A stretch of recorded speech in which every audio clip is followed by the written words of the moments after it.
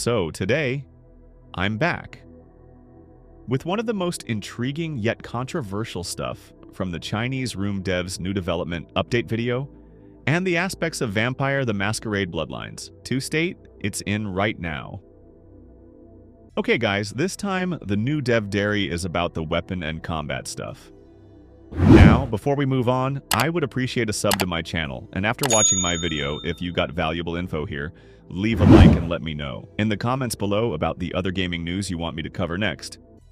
And also, I recommend everyone to watch my previous videos on Bloodlines and explaining the situation and other related details on my previous videos, which I have some concerns and skeptics about the proper implementing the combat, or may I say, perfecting the combat gameplay. This game was supposed to be an open-world vampire story-driven RPG, but with the latest updates, it looks like more first-person fistfight than an actual RPG anymore. Now, I know we've all been eagerly anticipating the return of the classic and remake or remastered edition re-release on modern consoles. But here's the honest opinion from me. Not only the sequel getting butchered, here, even the IP is dead after the launch of this game. I'm not saying this is dead on arrival when it releases, but the IP will die after some time passed because fans are not happy about the recent Reveal Devs update and the story aspects. As excited as I am for this game, when announced back in 2019 and 2020, I have some concern over the direction the story is taking. It feels like they are going to create a dark, gritty fantasy RPG game where we can explore the open world however we want. And also, we can take control how the story campaign progress. However, instead, the new Chinese Room are turning it into a first-person fistfight brawler than a real game, because the Bloodlines 2 is clearly stripped-down version from its predecessor. What I mean here is, if you've already played the original Bloodlines, you know that the game was a masterpiece. In fact, when we look back at the writing, when Hardsuit Labs was in development, it was pretty clear that they were not capable of writing proper story and let go. In the end, it's clear that it was a crash course in how not to write a mentally ill characters. The portrayal of in the first game could be best described as a classic masterpiece. And if you don't know what I mean just give it a quick Google. It's essentially a trope where the character is quirky or off for the sake of comedy. There are some funny moments, sure, but in hindsight, a lot of it feels really juvenile and edgy. Now, with Bloodlines 2 on the horizon, we are left with thinking, how will the new Chinese Room going to handle the writing and the gameplay aspects? Let's be real for a second. With the world we live in today, the depiction of mental illness in video games has been under a much bigger microscope than it was back in 2004.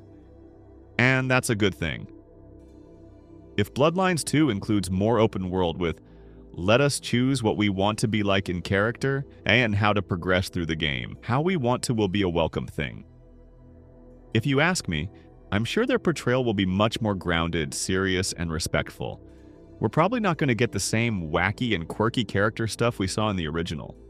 Instead, we could see a less common predefined character as the elder vampire who wake up after 300 years, knowing nothing about the world. I also care about this IP because of the first game, but this sequel does not represent anything from its predecessor. For example, the first game had so much stuff back then, such as variant skill trees, different ability, variant attributes, such as physical, social, and mental attributes, knowledges such as computer, finance, investigation, scholarship, etc. The game had some good writing, too. While it was not the best game back then, but it sufficed to say, overall good game. Each clan had 3 disciplines to choose from, such as, for example, animalism. This is a discipline that taps into a vampire's primal instincts, drawing them closer to their animalistic nature. This powerful ability allows vampires to communicate with, control, and even dominate creatures of the wild. But that's not all. Animalism also grants them influence over the beast within themselves, the dark, untamed side of their vampiric nature.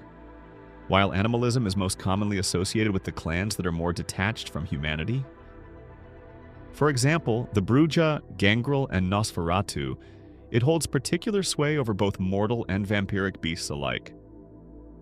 Whether it's commanding a pack of wolves or suppressing the feral urges of another vampire, animalism is a vital tool for asserting control over the raw forces of nature and the inner darkness that threatens to overwhelm them. There is another best discipline that I actually like is fortitude. This discipline of unimaginable resilience. It grants you incredible resilience and the ability to resist fire and sunlight, the backbone of the undead's defiance against the greatest of all threats, the very forces that would reduce them to ash. Fire, sunlight, the bane of every kindred who dares to walk the earth. Now, the last one is dominate. This is a powerful discipline that allows vampires to control the minds of others. By making eye contact and speaking clearly, a vampire can force their victim to think or act according to their commands. However, there are a few important rules when using discipline in action. First of all, eye contact is a must.